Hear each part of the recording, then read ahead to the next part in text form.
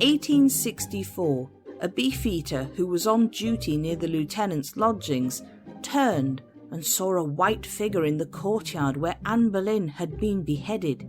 He shouted for the mysterious figure to stop and explain who they were, demanding they surrender themselves. No one, after all, was supposed to be in the Tower of London except for the guards.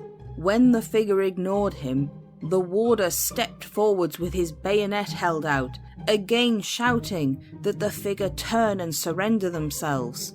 When once again the spectral female figure carried on her path, the beefeater thrust out his bayonet, meeting only thin air.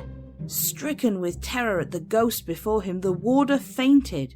When he recounted this tale later on, he was threatened with a court-martial for passing out on duty, but luckily for him, an officer who looked out of his lodgings in the bloody tower saw the whole thing and backed him up.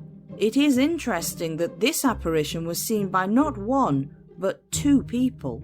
In 1876, a captain of the guard of the tower noticed a strange light flickering from a window at the top of the Chapel Royal of St. Peter ad Vincula while on duty that night. This was the same chapel that Anne's head and body had been buried in a previously unmarked. It was also a place that no one should have been, as the chapel was kept locked overnight.